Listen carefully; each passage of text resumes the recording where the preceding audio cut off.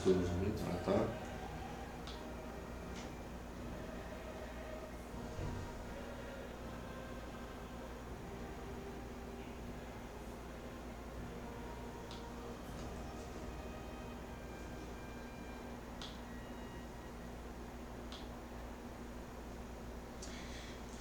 Jesus Cristo ressuscitou, aleluias. Bom dia, irmãos, nesse domingo de Páscoa, sejam bem-vindos à nossa live. Quero estender as boas-vindas aos nossos irmãos e irmãs em Cristo e membros da Primeira Igreja Batista em Dourados, bem como a todos aqueles amigos que nos dão a honra de participarem deste momento de adoração, de celebração da ceia do Senhor e de meditação na palavra de Deus. Sejam muito bem-vindos. Eu espero que nesse tempo de reclusão social, de isolamento social, nós experimentemos a graça, o amor, a misericórdia do nosso Deus e a comunhão dos santos, que em oração se estabelece, ainda que não possamos nos locomover e geograficamente nos aproximarmos uns dos outros, que a esperança em Cristo, o nosso amor em Cristo e as nossas orações e intercessões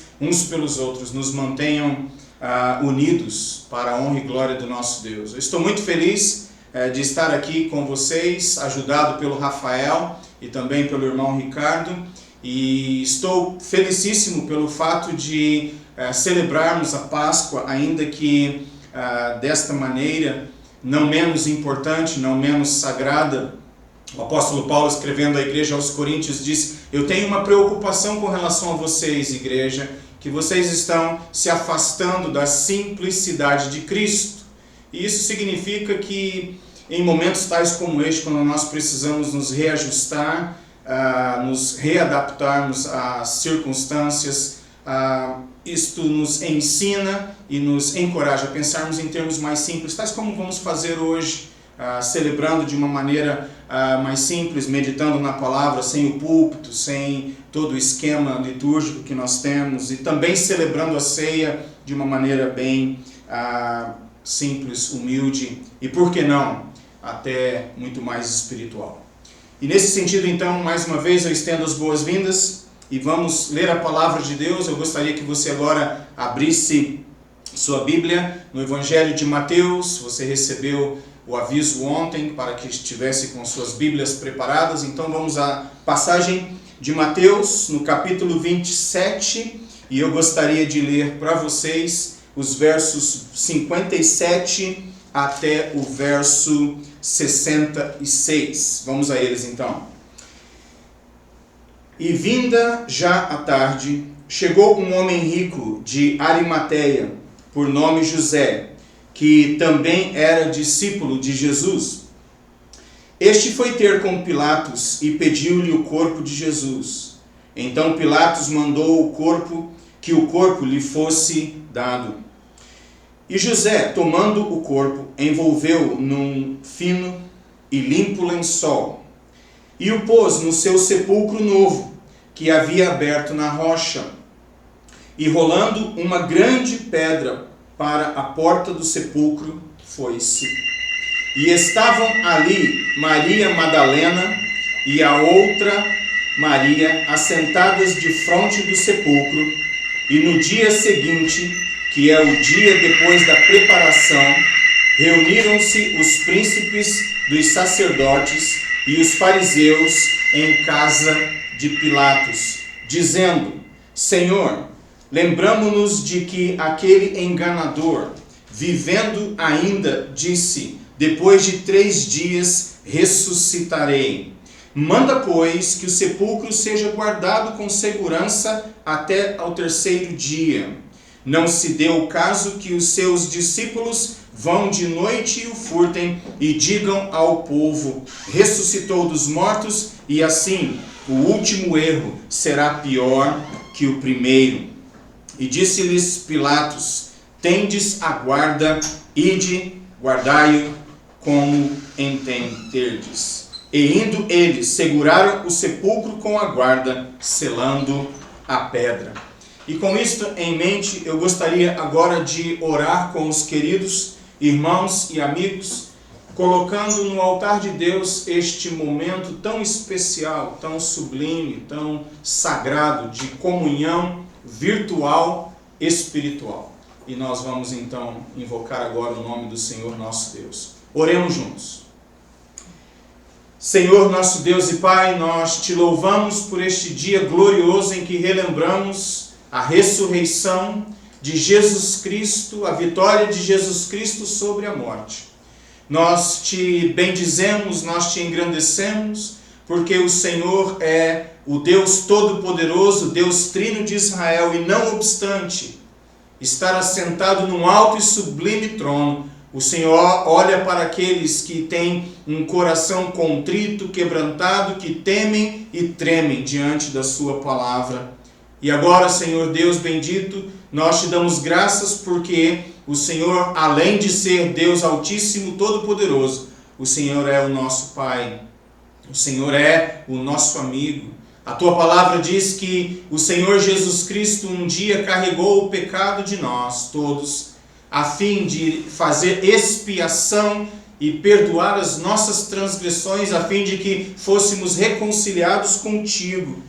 E isto, Senhor, Jesus fez não se envergonhando de chamar pecadores como nós, de seus irmãos. Nós te damos graças por tão grande salvação, nós te damos graças porque estamos firmados em história, em fatos reais, e a evidência está para todos nós contemplarmos e experimentarmos. Engrandecido seja o Senhor hoje aqui ao redor do mundo, ser com sua igreja, e ó Deus, abençoa-nos nesse tempo em que queremos louvar e bendizer o teu nome juntos. Nós pedimos isto no nome santo do Senhor Jesus Cristo. Amém. E agora, queridos, nós partiremos para o momento de louvor e adoração, e o irmão Ricardo estará nos conduzindo neste tempo. Vamos engrandecer ao Senhor juntos e unindo nossas vozes, os nossos pensamentos, unindo os nossos corações, estaremos diante do trono engrandecendo o Rei dos Reis e Senhor dos Senhores. Amém. Uma oração que o pastor acabou de fazer. O momento que nós estamos agora é de agradecer ao Senhor. Graças nós damos ao nosso Senhor pelo sacrifício. Nós vamos cantar essa música, Digno é o Senhor. Você pode procurar a letra, Digno é o Senhor, versão da Aline Barros. E é uma música que fala sobre o nosso sentimento de gratidão, de reconhecimento pelo sacrifício. Exaltação ao nosso Deus, que é digno.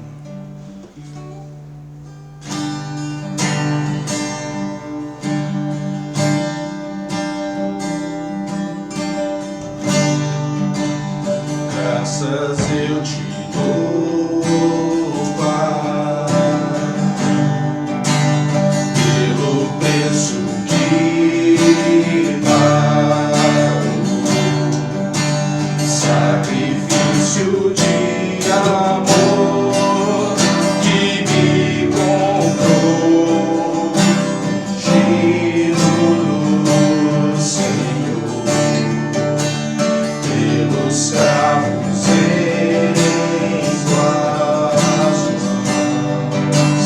Graças eu te dou, ó meu Senhor, calma minha mente e coração, me deu perdão, restaurou minha comunhão. Digno é o Senhor, sobre o trono está, soberano Criador, por sempre te adorar. Elevo minhas mãos ao Cristo que venceu, Cordeiro de Deus morreu.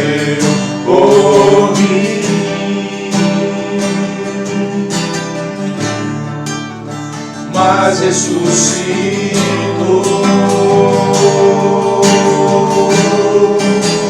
Digo é o Senhor. Pelos cravos em suas mãos, graças eu te dou, ó meu Senhor. Lavou minha mente e coração, me deu perdão, restaurou minha comunhão.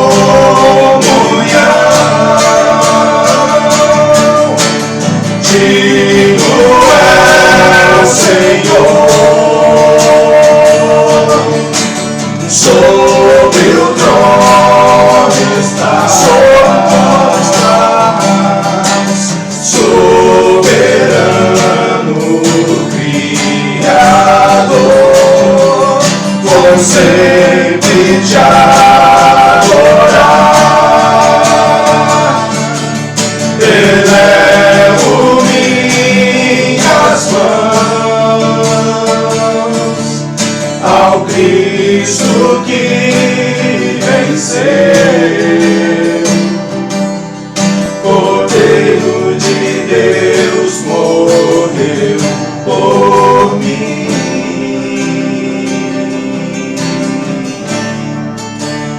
mas ressuscitou.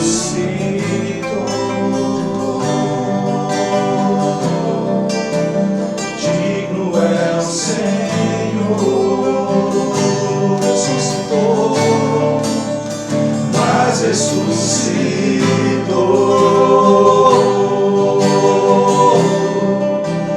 Digno é o Senhor.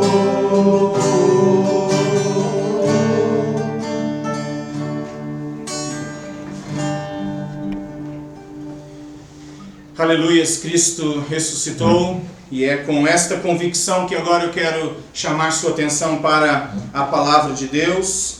E agora há pouco eu mencionei que eu, Rafael e Ricardo estávamos aqui nos preparando, mas também temos a grata presença do irmão Lucas Gaia conosco. E agora nós vamos a Mateus de novo, capítulo 27 e o verso 57. E eu quero pensar com os queridos sobre esta maravilhosa realidade da ressurreição do Senhor Jesus Cristo de dentre os mortos. E há algumas semanas atrás eu assisti uma entrevista, uma palestra de um jornalista brasileiro de um dos grandes canais de transmissão de televisão do nosso país, e ele falando sobre a importância de se ter uma pauta para o jornal que estará sendo apresentado no dia seguinte ou no próximo expediente. Ele fala sobre a importância de checar os fatos para que nenhum tipo de mentira ou fake news seja apresentado em termos semi-oficiais por um jornal. E ele estava um pouco aborrecido, de fato, com profissionais de outras estações de televisão, porque algum tipo de notícia tinha sido veiculada e ela não fora propriamente analisada, os fatos não foram estudados, a apresentação foi feita com um quê de juízo, ou seja, o apresentador expressando sua opinião e assim determinando juízo sobre o que tinha acontecido, para chegarmos à conclusão, de acordo com este jornalista brasileiro, que os fatos não eram bem assim. E ele então chamando a atenção para a importância de se averiguar os fatos antes de colocá-los no público, à disposição do público e assim se tornar oficial como que. Para mim, isto me faz pensar sobre os momentos que antecederam a abertura do túmulo, porque a Trindade bendita, ela foi separada na cruz do Calvário pela primeira vez desde toda a eternidade, quando o Senhor Jesus Cristo foi amaldiçoado por causa dos nossos pecados. Deus meu, por que me desamparaste. Ali houve como que um afastamento, não uma ruptura total, mas um afastamento temporário. E aquilo foi estranho para o Senhor Jesus Cristo, que como Filho bendito de Deus jamais experimentara tal coisa, o afastamento do Pai.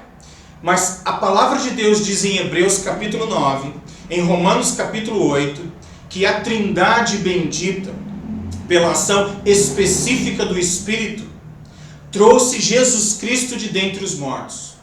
Então é muito importante que nós nos lembremos que a redenção humana, o perdão do pecado, eles não são aspectos somente vinculados à pessoa de Cristo, mas do Pai, do Filho e do Santo Espírito. Ou seja, a nossa redenção, ela está embasada na ação do Deus Trino de Israel. O Santo Espírito trouxe Jesus de dentre os mortos. E o que eu fico imaginando é que antes de abrirem o túmulo, Jesus Cristo estava de volta de dentre os mortos, e aqui você precisa me conceder um pouquinho de liberdade para pensar, nós temos cérebro para imaginar coisas, e eu fico imaginando que antes que homens ficassem sabendo deste fato, Jesus Cristo estava com o Pai e com o Santo Espírito naquele túmulo, e tendo voltado de dentre os mortos, eu fico imaginando Jesus dizendo, bem, missão cumprida.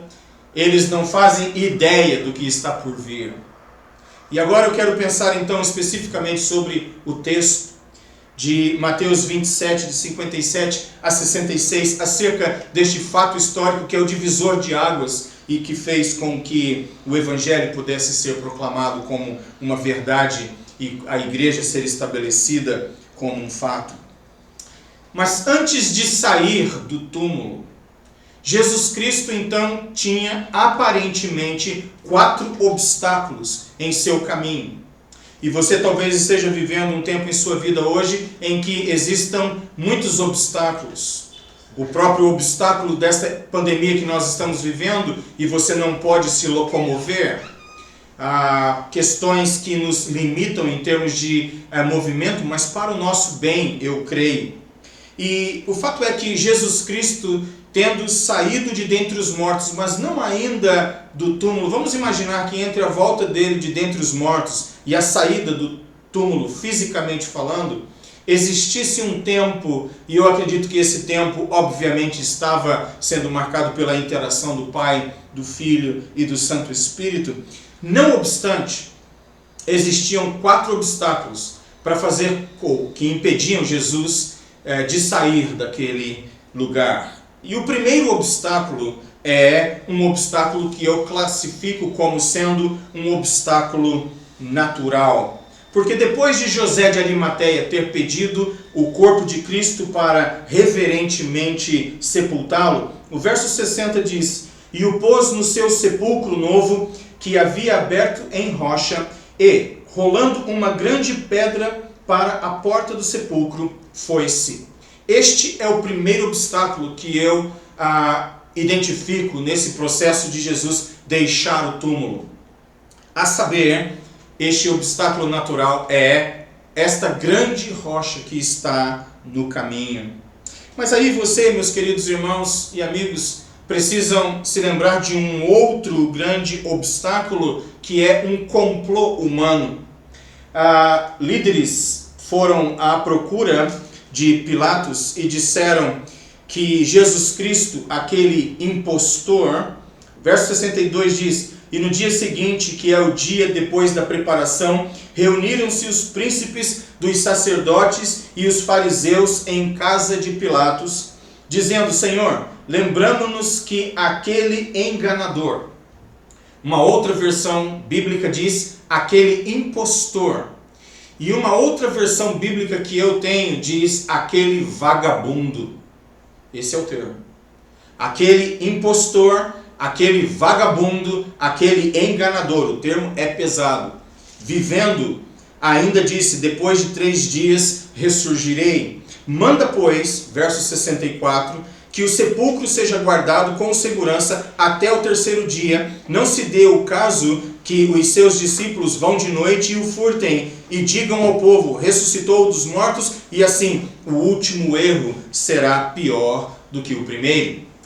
Aqui está, a meu ver, o segundo grande obstáculo e diz respeito ao complô humano para tentar manter Jesus Cristo sepultado.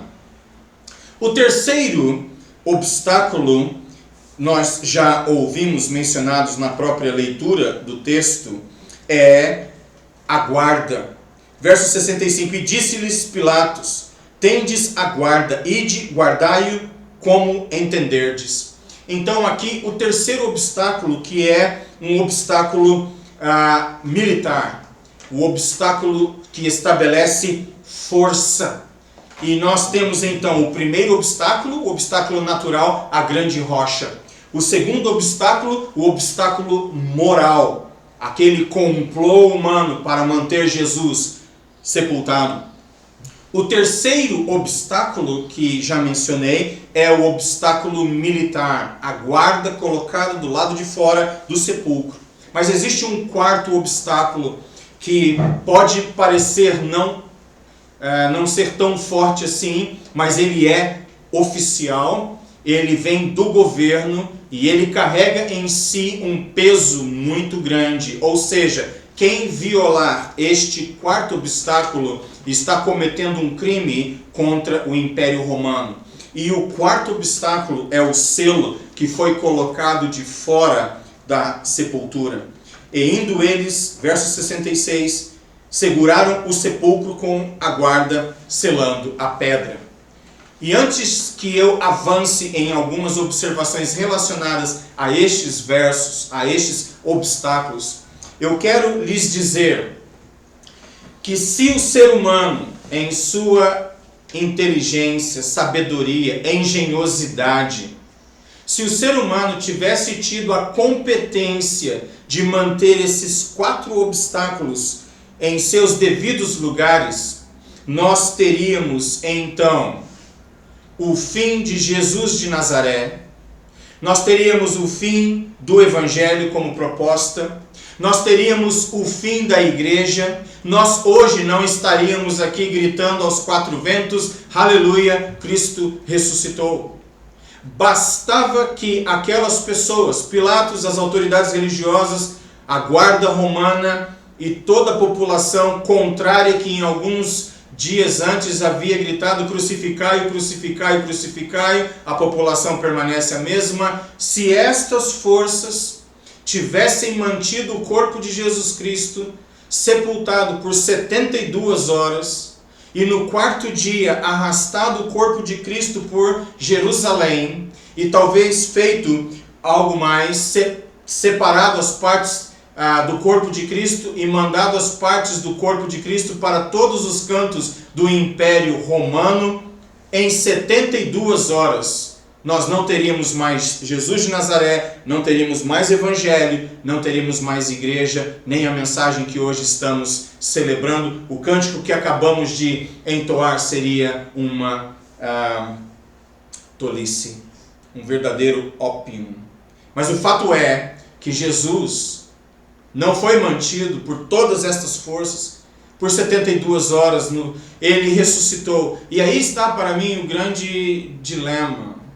Bastava que 72 horas fossem obedecidas, com tudo isto trabalhando a favor deles, e tudo estaria terminado. E no entanto, toda esta engenhosidade, toda esta logística, toda esta força foi incapaz de mantê-lo na sepultura. Bastava que eles, ao quarto dia, apresentassem o corpo de Cristo como evidência e nós estaríamos hoje sem Salvador, sem Evangelho, sem esperança. No entanto, isso não aconteceu e nós precisamos entender o porquê.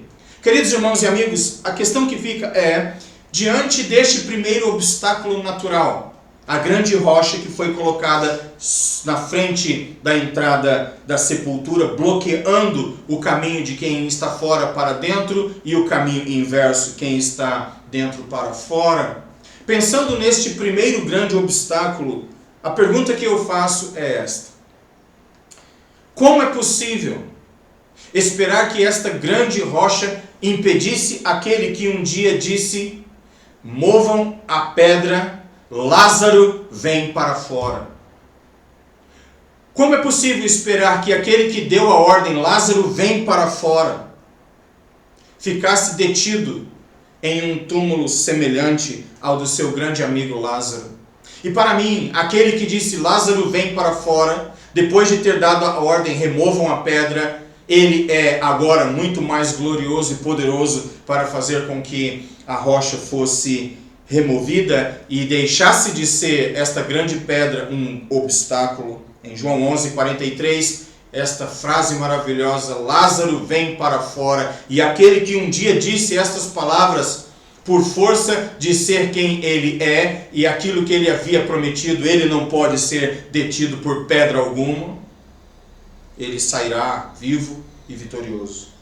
Em segundo lugar, ao pensar no complô humano, neste estratagema moral para manter Jesus Cristo sepultado e como que um vagabundo, mentiroso e enganador, como é possível esperar que um complô humano possa manter sepultado aquele que sabia o que se passava no coração humano, não precisando de que alguém desse testemunho algum do que se passava na mente das pessoas? Isso se encontra em João capítulo 2, verso 25.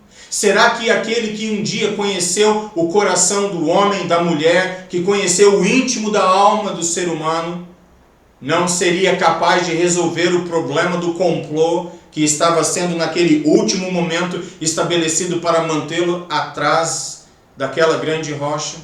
Eu quero propor que aquele complô de uma natureza moral não seria capaz, porque o Deus Trino de Israel, na pessoa do bendito Filho, sabia o que se passava no coração dos homens e sabia do complô que estava sendo preparado, que seria preparado, e isto não seria um recurso poderoso o suficiente para manter Jesus Cristo sepultado. O terceiro obstáculo que menciono é a guarda. E aqui você precisa lembrar apenas de um aspecto histórico muito conhecido de todos nós. Você pode assistir isso nos canais de televisão que exploram história e arqueologia. Eu não preciso investir ou desperdiçar muito do seu tempo com este argumento para dizer que o Império Romano foi conhecido por sua violência. É verdade, eles foram engenheiros de grande naipe, eles foram estrategistas grandiosos, bons historiadores, filósofos até uma certa medida, mas o fato é que este império foi violento.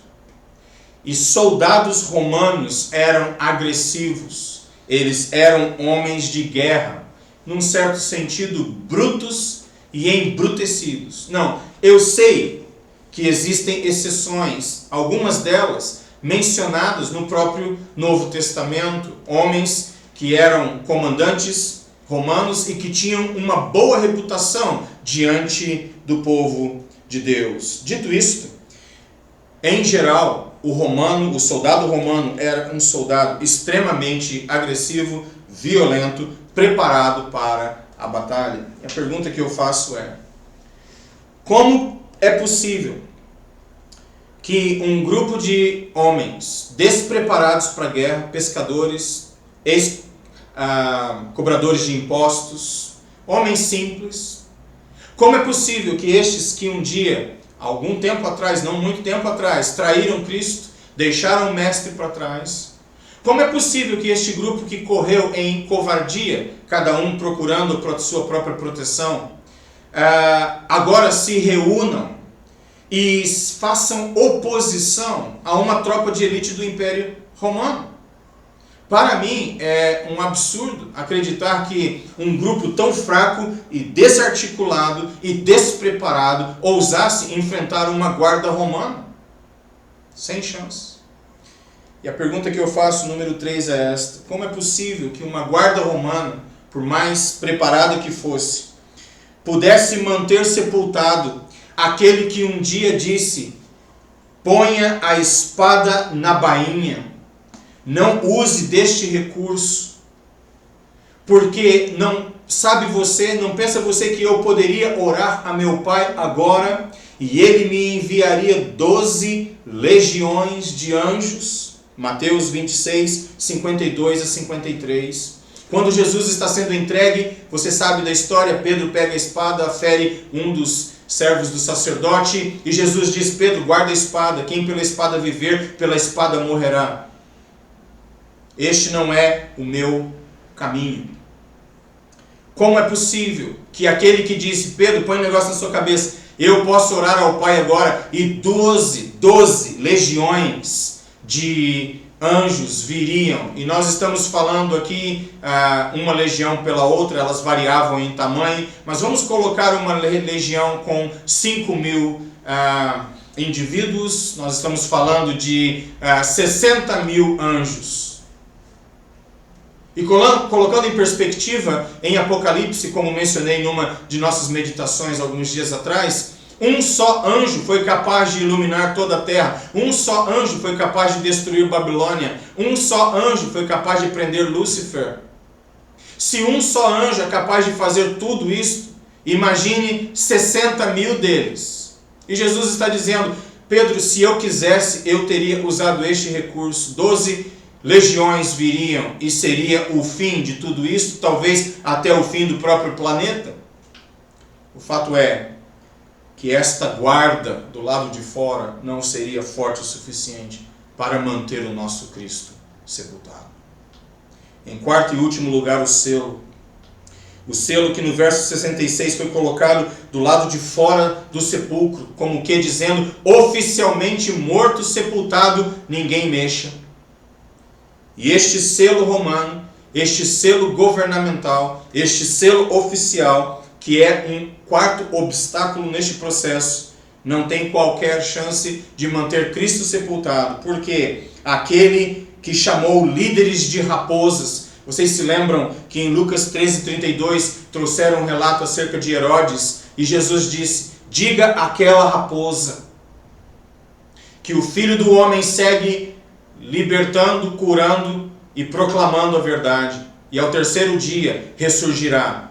Aquele que disse isto de governantes, não seria capaz ele mesmo de quebrar o selo de sua sepultura, desconsiderando todo e qualquer aspecto de oficialidade atribuído àquele selo? Senhoras e senhores, este é o Rei dos Reis e Senhor dos Senhores. E neste processo todo, nós lembramos então de Colossenses. Abra sua Bíblia comigo em Colossenses. E eu gostaria que vocês lessem comigo no capítulo 2 de Colossenses, os versos 14 e o verso 15. Colossenses 2, 14 e 15. Havendo riscado a cédula que era contra nós, nas suas ordenanças, a qual de alguma maneira nos era contrária, e a tirou do meio de nós, cravando-a na cruz, e, despojando os principados e potestades, os expôs publicamente, e deles triunfou a si mesmo. Aqui eu quero que você me conceda um pouquinho de liberdade para usar a minha imaginação e argumentar algo que é o seguinte: em minha opinião, Lúcifer e a hoste demoníaca, nenhum deles sabia o fim deste plano. Obviamente que o inimigo das nossas almas é poderoso, mas ele não é onipotente, ele não é onipresente e ele não é onisciente. Em minha opinião, Lúcifer, com os demais membros da sua corte demoníaca, não tinham ideia do final deste processo. Porque a encarnação de Cristo foi um mistério, a ressurreição outro mistério, mas Lúcifer não sabe ainda que o processo se estabeleceu. E para mim, aí começa o grande desenrolar da história. Porque de acordo com Colossenses, que nós acabamos de ler, não somente a força humana, mas a força demoníaca, ela foi exposta e ela foi colocada em constrangimento. Quando acharam que sepultando Cristo a coisa tinha terminado, Deus tem em sua soberania a continuação do plano que não era de conhecimento de ninguém. Quem jamais poderia imaginar que o Filho bendito do Pai eterno desde sempre, agora homem e morto, voltará à vida como Deus e carregando em si a natureza, o corpo humano, todavia sem pecado? E é neste momento que, quando a pedra do sepulcro é removida, quando o complô humano cai por terra, quando a guarda não tem força, quando o selo oficial não detém nada, não retém nada, quando Jesus Cristo sai deste sepulcro, eu tenho a impressão que o inferno foi silenciado.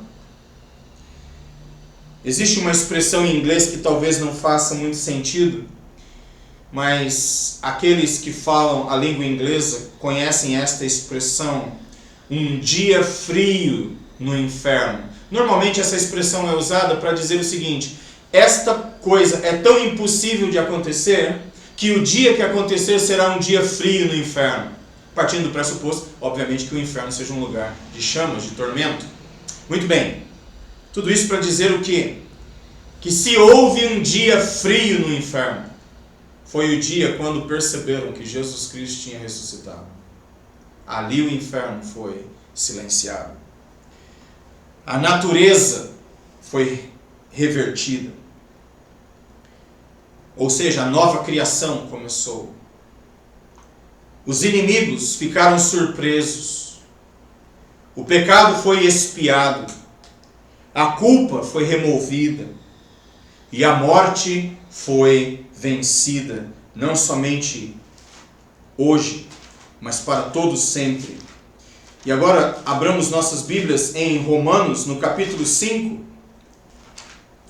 E a palavra de Deus diz, nos versos 1 e no verso 2, o seguinte: sendo, pois, justificados pela fé, tenhamos paz com Deus por nosso Senhor Jesus Cristo, pelo qual também temos entrada pela fé a esta graça na qual estamos firmes e nos gloriamos na esperança da glória de Deus. Nós fomos reconciliados por força da morte e da ressurreição. Mas abra sua Bíblia comigo também em 2 aos Coríntios. E agora no capítulo 5, os versos 19 em diante. Isto é, Deus estava em Cristo reconciliando consigo o mundo, não lhes imputando os seus pecados, e pôs em nós a palavra da reconciliação. De sorte que somos embaixadores da parte de Cristo, como se Deus por nós rogasse. Rogamo-vos, pois, da parte de Cristo, que vos reconcilieis com Deus. Aquele que não conheceu o pecado, Deus o fez pecado por nós, para que nele, Jesus Cristo, fôssemos feitos justiça de Deus. Aí está. Com a morte e a ressurreição de Cristo, tudo isto se tornou mais do que nunca realidade na vida de todo aquele que crê. Mas não somente para nos reconciliar e nos justificar diante do Deus Pai Santo, bendito, todo-poderoso, existe uma outra razão muito especial pela qual Jesus Cristo voltou de dentre os mortos, e esta eu quero compartilhar, já caminhando para o fim da nossa meditação. Em 1 Coríntios, no capítulo 15, eu quero chamar sua atenção para os versos 24 a 26. 1 aos Coríntios 15, verso 24 a 26. Porque Jesus ressuscitou, não somente para nos reconciliar com o Pai, mas para restituir a honra e a glória devida ao Pai. O pecado entrou e comprometeu o plano de Deus. Cristo, em seu sacrifício, retirou o pecado, a culpa e a morte.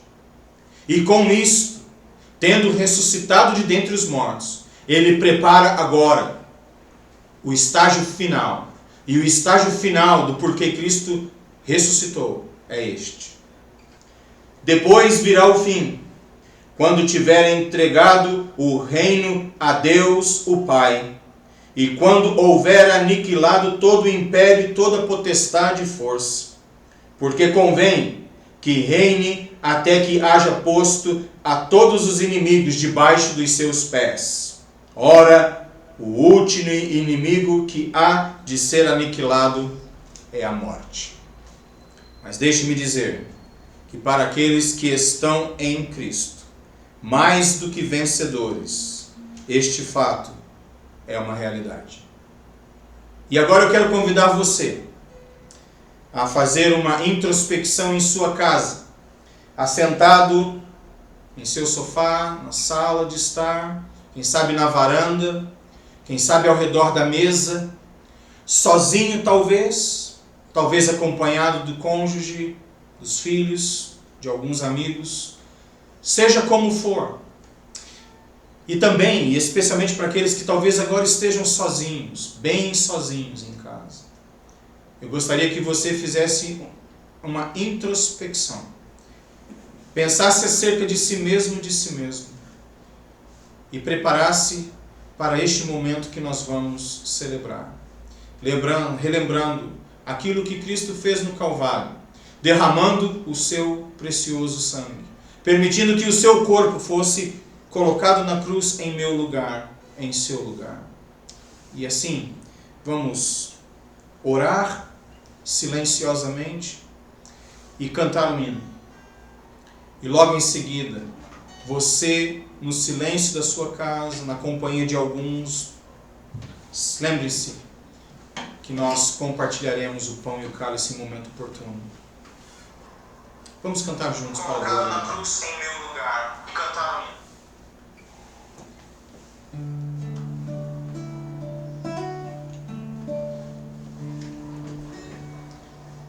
Nós vamos cantar o hino 123, do cantor cristão Bendito Cordeiro.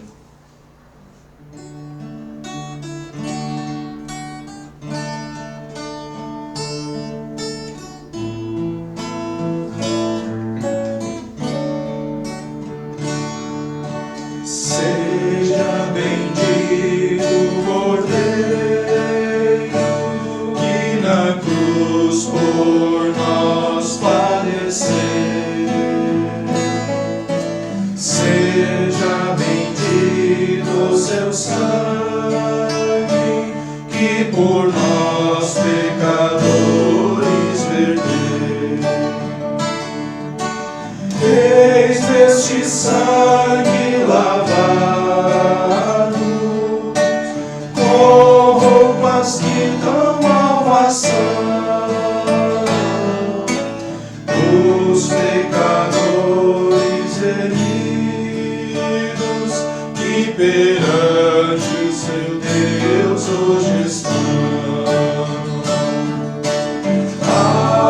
Algo mais que a neve, algo mais que a neve,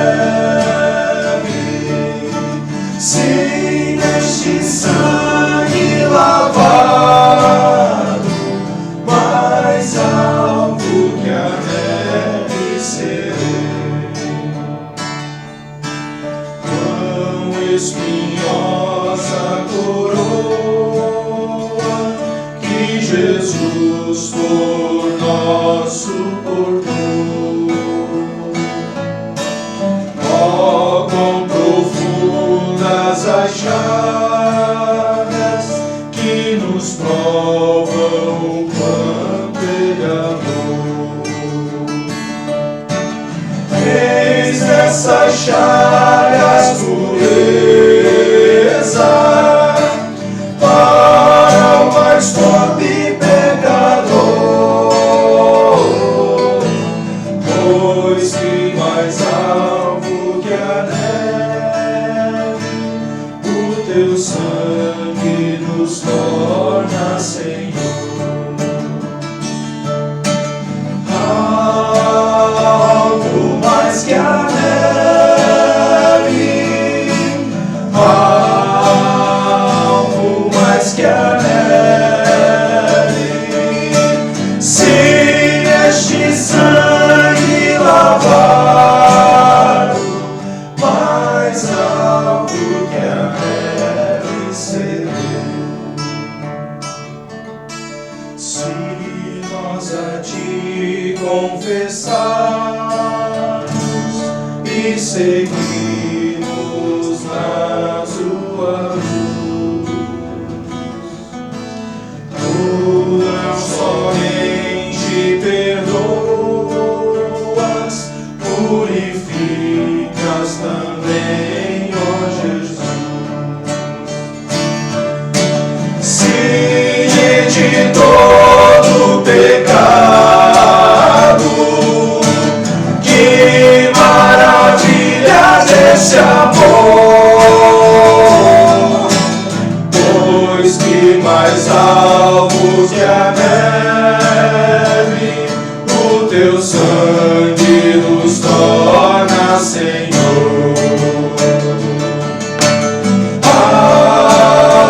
Alvo mais que a neve, alvo mais que a neve, se neste sangue lavado, mais alvo que a neve serei. Aleluia, bendito seja o Senhor nosso Deus. E agora, de maneira tão simples, de maneira tão humilde, de maneira tão reverente, separados fisicamente,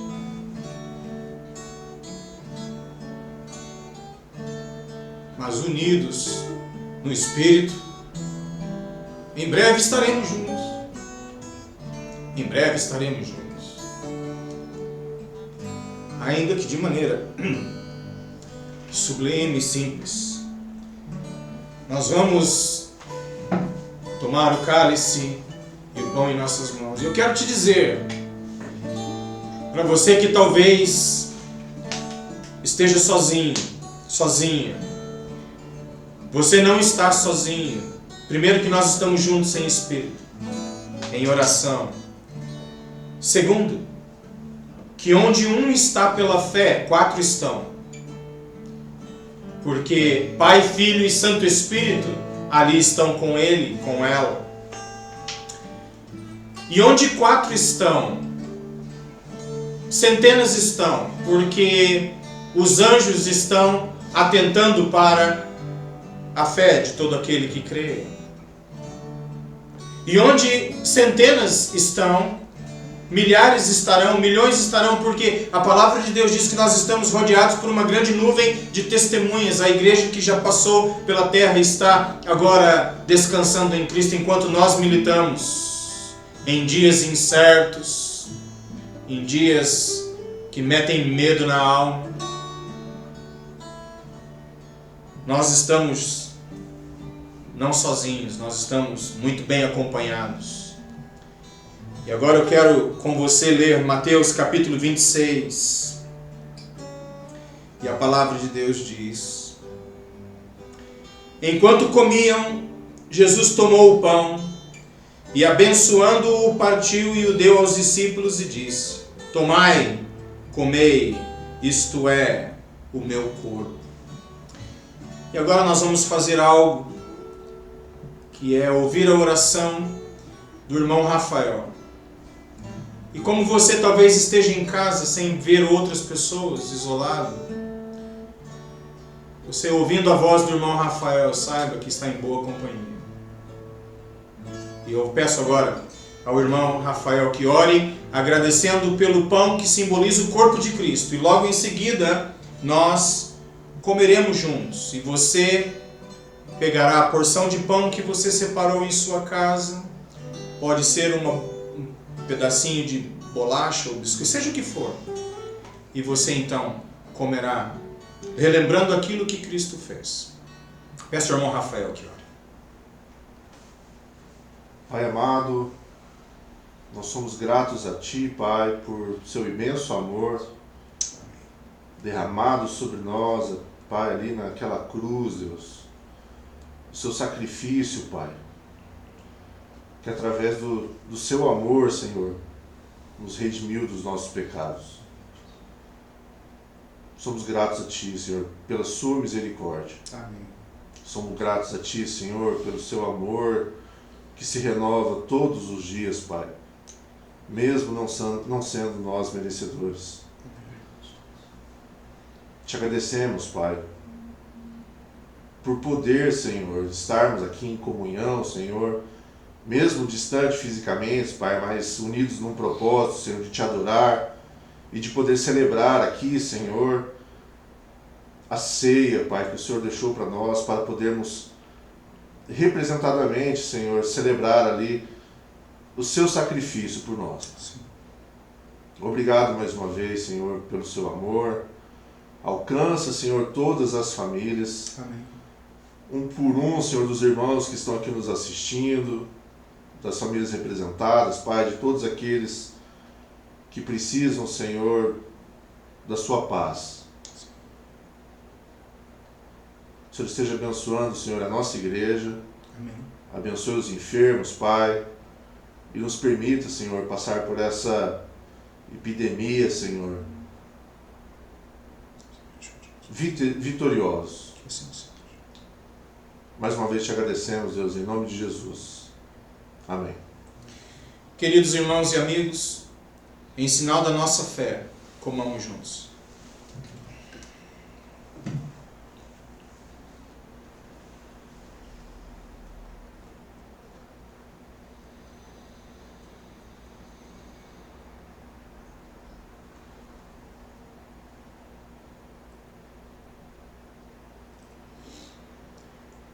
À medida em que nos preparamos para o cálice, eu quero trazer uma palavra de esclarecimento. Se você, porventura, não tem o suco de uva ou qualquer tipo de suco, seja lá o que for, você pode colocar água no copo e será o suficiente para relembrar aquilo que Cristo fez. Não se sinta constrangido por não ter os ingredientes que talvez num contexto normal nós usemos. Use o que você tem. Talvez seja um pedacinho de biscoito com água, está ótimo. Seja o que for, como for, o importante é o símbolo que isto carrega e a mensagem do sangue que foi derramado. E agora eu quero pedir para o irmão Ricardo, que tem nos conduzido em louvor e adoração, que ore agradecendo pelo cálice que representa e simboliza o sangue de Cristo. Oremos.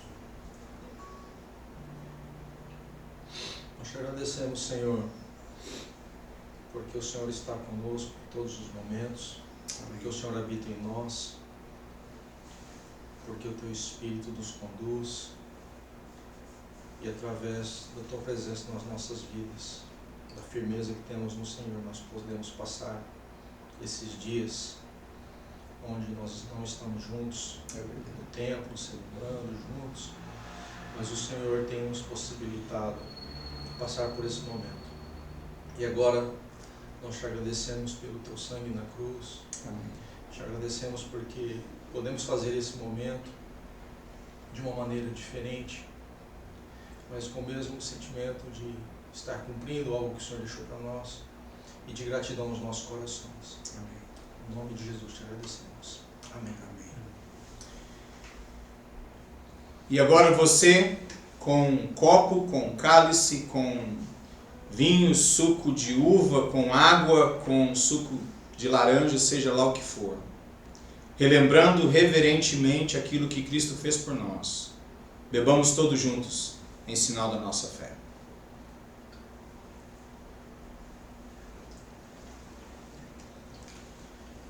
Eu quero pedir ao irmão Lucas Gaia que ore encerrando esse momento. Senhor Deus e Pai, muito obrigado, Senhor, por estar aqui, Senhor, com os amados, Senhor, para juntos, Senhor, reafirmarmos esse compromisso, Senhor, contigo, Senhor, essa nova aliança, Senhor, que o Senhor nos trouxe, Senhor, através do seu sacrifício, Senhor, na cruz, Pai. E queremos te pedir que o Senhor venha estar, Senhor, abençoando a cada família, em suas casas, que essa aliança possa nos fortalecer e nos unir mais ainda, embora estarmos, Senhor, tão distante um dos outros. Sabemos que o Teu Espírito nos une, Senhor, como um só corpo, Senhor, para louvar e agradecer a Ti e bendizer a Ti, Senhor. Por isso te agradecemos por esse momento em nossas vidas. Em nome de Jesus, amém. Amém. Eu deixei para fazer a leitura do texto que segue por uma razão bastante óbvia para mim. E tomando o cálice e dando graças, deu-lhe dizendo: bebei dele todos, porque isto é o meu sangue. O sangue do Novo Testamento, que é derramado por muitos para a remissão de pecados. E aqui vem a razão pela qual eu deixei para ler esse texto, não antes do cálice ser tomado, mas depois. E digo-vos que, desde agora, não beberei deste fruto da vide até aquele dia em que o beba de novo convosco no reino de meu Pai.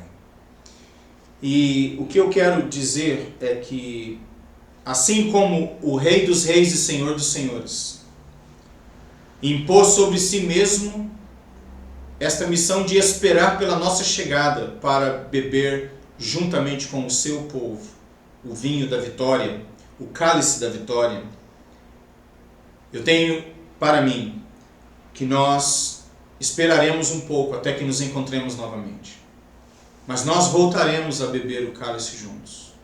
E enquanto isto, esperemos em oração, em meditação na palavra, intercedendo uns pelos outros, aproveitando este momento de isolamento social para repensarmos valores, repensarmos nossas agendas, aquilo que realmente importa daquilo que é secundário, que não tem tanta importância e acaba muitas vezes nos desgastando tanto.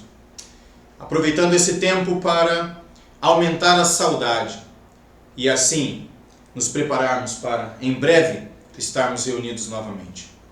Queridos irmãos e amigos, eu desejo que vocês tenham um excelente, muito abençoado domingo de Páscoa. Eu espero que mais tarde a meditação para hoje à noite esteja pronta nos termos que nós temos usado. Será a meditação no Salmo 41, para que vocês tenham base para hoje à noite pensarem e meditarem. Eu espero que o vídeo esteja sendo disponibilizado em breve, ainda no decorrer deste dia. Mas nós estaremos em oração, precisando de alguma coisa que dentro desse contexto seja possível fazer, especialmente motivos de oração. Não hesitem em entrar em contato conosco, a Secretaria da Igreja, por meu WhatsApp, o WhatsApp dos líderes dos ministérios. Nós vamos pulverizando as informações de tal maneira que nós intercedamos uns pelos outros. Eu sou muito grato a Deus por esse momento. Obrigado, Ricardo, obrigado, Lucas, obrigado, Rafael. Obrigado, igreja, porque nos lares vocês tiraram tempo para participarem desta live. Quero agradecer os nossos amigos que aqui na região e muito além da região participam conosco também, a minha gratidão. E eu havia proposto que talvez na live tivesse um tempo das crianças demonstrarem um pouquinho dos trabalhos que elas fizeram. Um recurso pelo Ministério de Educação Cristã foi provido para as crianças de todas as faixas etárias, e a ideia era de que talvez eles pudessem compartilhar um pouquinho das tarefas que fizeram. Eu não sei muito bem se será possível ou não, mas seja como for, eu quero deixar um beijo muito especial para as crianças, dizer que estou com muita saudade de vocês, e quando nós voltarmos eu quero de cada criança 3 beijos ao nos encontrarmos. Vocês todos virão para a plataforma e eu estarei ansioso para abraçá-los e beijá-los. Lembre-se disso, a tarefa está dada. Quando nós voltarmos no primeiro culto após o retorno deste tempo de quarentena, 3 beijinhos de cada uma das crianças lá na plataforma. Combinado? Eu não sei, Rafa, se será possível mostrar o que eles fizeram, interagirem um pouquinho. Sim, sim. Seja como for. Então, o Rafa agora está no comando. Deus abençoe. Até a próxima e pegue a unção. O vídeo dessa interação. Ok, nós veremos então... eu tenho que agradecer isso mais uma vez. Todos nós fomos impactados e abençoados e encorajados pelo Ministério de Louvor e Adoração que tão carinhosamente preparou a apresentação de Páscoa. Foi sublime, foi tocante. Muitas pessoas aqui e em outros lugares do Brasil, até em outros lugares do mundo, já viram este vídeo que foi preparado, e agora nós queremos deixar contigo como uma lembrança de que Cristo está vivo, Cristo ressurgiu de dentre os mortos, nós estamos separados por um tempo, mas unidos nele, e em breve nos veremos. Assista o vídeo e curta a mensagem, pega a unção.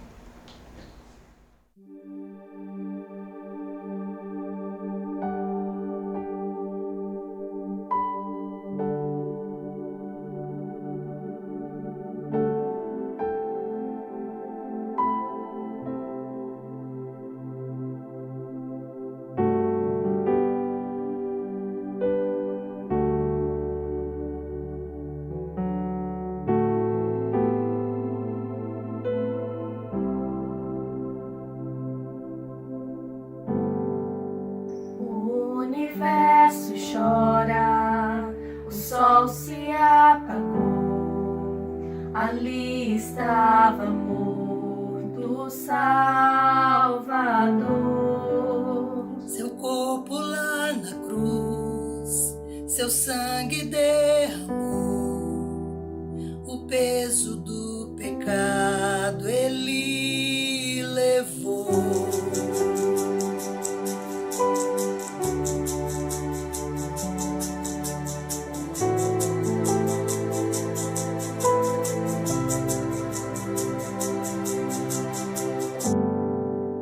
Deus Pai o abandonou, cessou respirar, em trevas encontrou o Filho. A guerra começou, a morte enfrentou, todo o poder das trevas vencido foi. A terra estremeceu, sepulcros se abriram e nada vencerá seu grande amor. Ó morte, onde estás? Meu rei ressuscitou, ele venceu para sempre. Pra sempre exaltado é, pra sempre adorado é, Pra sempre ele vive, ressuscitou, ressuscitou. a terra estremeceu, o sepulcro se abriu e nada vencerá seu grande amor. Ó morte, onde estás? O Rei ressuscitou, ele venceu para sempre. Pra sempre exaltado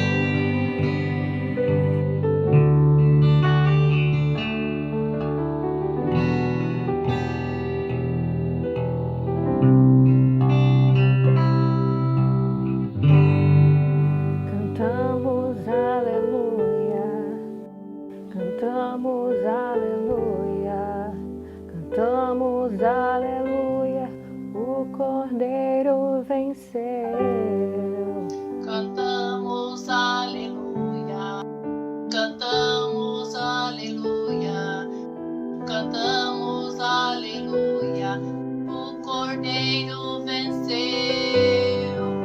Cantamos aleluia, cantamos aleluia, cantamos aleluia, o Cordeiro venceu. Cantamos aleluia, cantamos aleluia, cantamos aleluia, o Cordeiro venceu.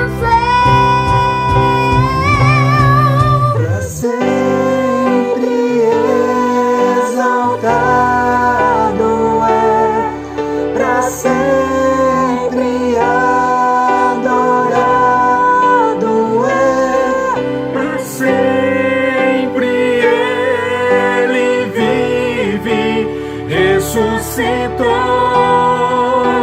ressuscitou. Sempre exaltado é, pra sempre adorado é. Pra sempre ele vive, ressuscitou, ressuscitou. Pra sempre